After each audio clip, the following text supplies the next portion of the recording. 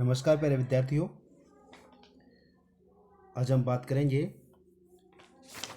समझौतावादी विचारकों में से रूसो के बारे में। Jean Jacques Rousseau. हमने पहले हॉब्स और लॉक के बारे में बात करी।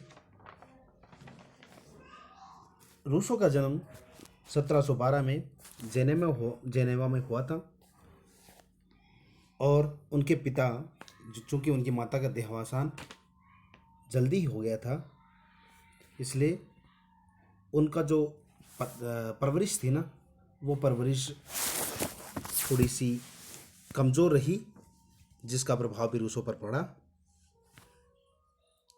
जर्मनों ने रूसो को एकांत आवारा की संज्ञा दी।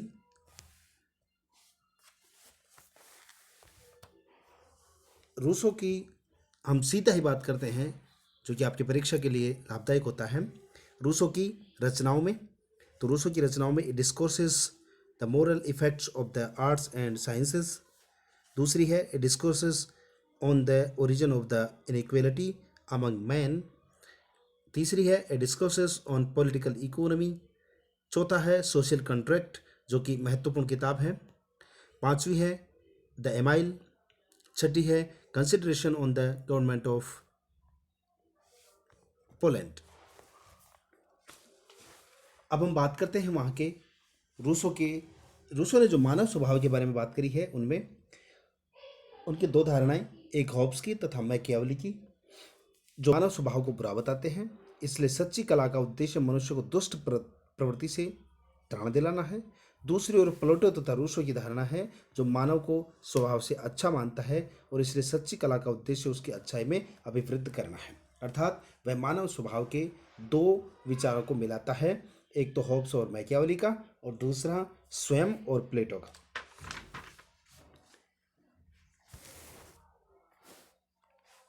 हम सीधा ही बात करते हैं प्राकृतिक दशा के बारे में। ओरिजिन ऑफ इनइक्वालिटी में रूसो ने मानव प्रकृति और प्राकृतिक दशा का विवेचन किया है। रूसो का मानव न तो हॉब्स की भांति बिल्कुल बेकार था और न ही लॉक के मानव की भांति अधिक अच्छा था। रूसो ने इन दोनों से प्रभावित होकर मानव प्रकृति की दो नियामक प्रवृत्तियों आत्मरक्षा एवं करुणा या सहानुभूति का उल्लेख किया है। रूसो हॉब्स के आत्मरक्षा के कथन को स्वीकारता है। मनुष्य के प्रथम कानून स्वयं की सुरक्षा बताता है। दूसरी तरफ लॉक के विचार भी उसके विचारों से मेल खाते हैं कि मानव में करुणा, दया, सहानुभूति की प्रवृत्तियां हैं और किसी के दुख में वह बेचैन होता है। हॉब्स के मानव की तरह रूसो का मानव संघर्षशील, आक्रामक नहीं है। इसी तरह लॉक के मानव की तरह स्वभाव से सामाजिक प्राणी नहीं होता, उसमें करुणा और सहानुभूति अवश्य होती है। इस कारण से मनुष्य उदात्त वन्य प्राणी नोबल सेवेज है, जो न तो डरता है और न किसी को डराता है। अर्थात रूसो ने मानव के बारे में अच्छाई और बुराई दोनों का सम्मिश्रण करते हुए इसको एक उदात्त वन्य प्राणी कहा है, जो न किसी को डराता है और न ही स्वयं डरता है। रूसो का मानव भोले पशु के समान था, जो कि उसे अपने आप को प्रकट करने के बारे में बात बताता है।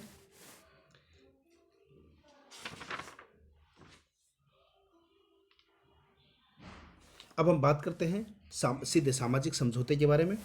रूसो के अनुसार समझौते और सहमति के आधार पर जब नागरिक समाज का निर्माण होता है तो स्वतंत्रता और समानता समान होकर भी समाप्त नहीं होती।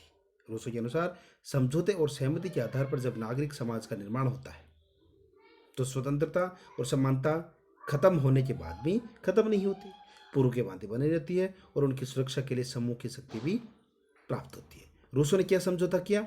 रूसो के अनुसार समझौता किया था कि इसमें असंख्य लोग मिलकर सामूहिक रूप से मैं की स्थापना करते हैं, जो सामूहिक एकता, नैतिकता है, जिसका अपना जीवन, इच्छा, अपना अस्तित्व है। यह सार्वजनिक पुरुष है, राजनीतिक निकाय है। इसमें एक और व्यक्ति अपनी व्यक्तिक स्थिति में होते हैं और दूसरी ओर वे स्वयं अपनी समवेत स्थिति में।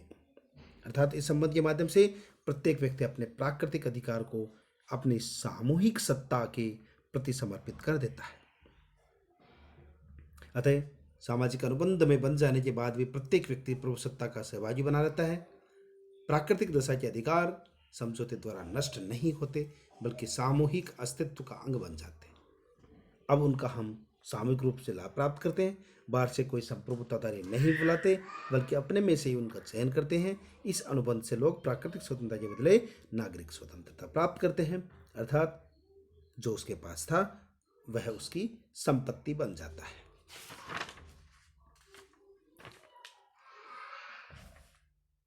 अब हम बात करते हैं उसकी सामान्य इच्छा की। यह सिद्धांत रूसो की राजनीतिक चिंतन का मूल आधार है। जो कि आपके प्रश्न आता है सामान्य इच्छा के बारे में, यह सिद्धांत रूसो की राजनीतिक चिंतन का मूल आधार है। इसके आधार पर ही रूसो स्वतंत्रता और सत्ता, हित और कर्तव्य, व्यक्तिगता, सर्वव्यापकता के अंतर्विरोध का समाधान करता है। रूसो का व्यक्ति सामान्य इच्छा के सर्वोच्च निर्देशन में अपने व्यक्तित्व और समस्त अधिकारों का समर्पण करता है। सर्वोच्च इच्छा के निर्देशन में अपने व्यक्तित्व और समस्त अधिकारों को समर्पण करता है। जिस राजनीतिक समाज का निर्माण होता है वह सावयव है, और जिसका अपना जीवन, अपना व्यक्तित्व, अपनी नैतिकता और अपनी इच्छा होती है। व्यक्ति की दो प्रकार की इच्छाएं बताता है। एक यथार्थ इच्छा, एक्चुअल इच्छा, जो तात्कालिक होती है, और एक वास्तविक इच्छा होती है जो रियल होती है, तात्विक होती है। यथार्थ इच्छा, एक्चुअल इच्छा, यहाँ व्यक्ति स्वयं के बारे में सोचता है। यथार्थ इच्छा में व्यक्ति खुद के बारे में सोचता है, अर्थात ये तात्कालिक होती है। इसमें व्यक्ति की स्वार्थी भावना पक्षपातपूर्ण होती है, क्षणिक आवेश में अनुभव करता है, निम्न कोटि की इच्छा होती है, तर्क सुनने इच्छा होती है, संपूर्ण समाज का विकास नहीं करती। अर्थात यथार्थ इच्छा जो हम हमारे बारे में ही सोचे।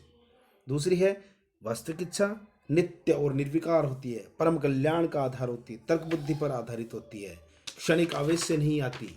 इसमें सामान्य हित के सामने तात्कालिक इच्छा खत्म हो जाती है। तात्विक इच्छा की कसौटी सामान्य हित की चेतना है, व्यक्ति हित का स्वाभाविक अंग है। दूसरे शब्दों में हम बात करें तो जब व्यक्ति व्यक्तिक हित को सामान्य हित के रूप में देखता है तो वह तात्विक इच्छा को व्यक्त करता है, सबके बारे में सोचता है, तात्विक इच्छा। और जब स्वार्थ के बारे में देखता है, सामान्य, वह खुद के बारे में तात्कालिक इच्छा होती है। तात्विक इच्छा निश्चित और स्थिर होती है, जबकि लोग अपने स्वार्थ की पूर्ति विभिन्न मार्ग से कर सकते हैं। अतः तात्कालिक इच्छा अनिश्चित और अस्थिर होती है। तात्कालिक इच्छा तो थोड़ी देर के लिए है। दोनों इच्छाएं मनुष्य के मन में होती हैं। तात्कालिक इच्छा निम्न होती है, तात्विक इच्छा उच्चतर होती है। दोनों जब सब व्यक्तियों की इच्छा सामान्य इच्छा का निर्माण करती है, ये मिलके तात्विक और तात्कालिक इच्छा सामान्य इच्छा का निर्माण करती है।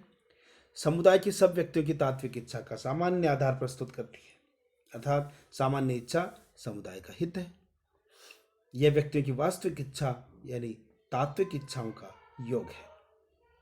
जो सामान्य इच्छा है वो तात्विक इच्छाओं का योग होती है। टी.एच. ग्रीन के अनुसार सामान्य इच्छा सामान्य हित की सामान्य चेतना है।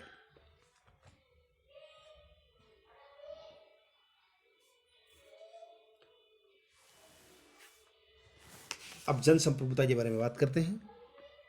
रूसो ने संप्रभुता को हाब्स और बोधन की तरह स्वतंत्र शासक को नहीं सौंपा, क्योंकि यह निरंकुशता के खिलाफ लड़ने का एक सबसे अधिक शक्तिशाली शस्त्र सिद्ध हो सकता है। उसने लोकप्रिय प्रभुसत्ता का प्रतिपादन किया। रूसो की कल्पना यह है कि अपने निर्माण की प्रक्रिया में समाज संप्रभुताधारी बन जाता है और सदैव के लिए ऐसा ही बना रहता है। समाज का प्रत्येक सदस्य इस संप्रभुता संपन्न निकाय का एक संगठक होता है।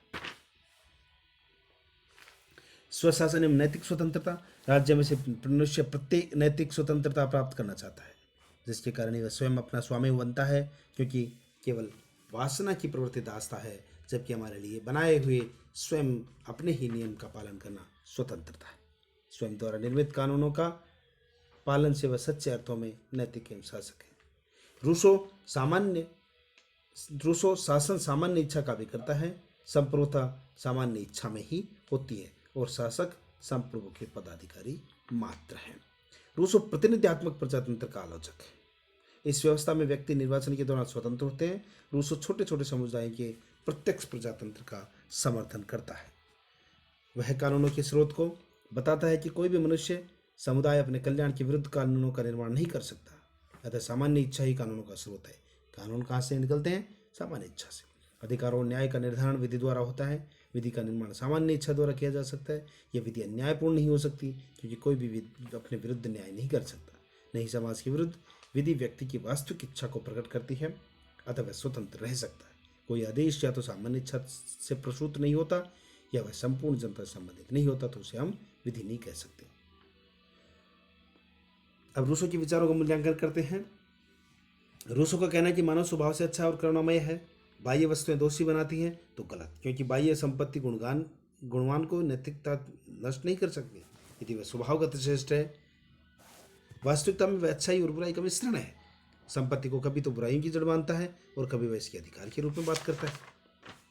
प्राकृतिक अवस्था को सर्वाधिक आनंद की दशा बताता है, जिसमें उसे कुछ भी ज्ञान नहीं होता, और यह स्थिति उसे पशु से भी निम्न बना देती है।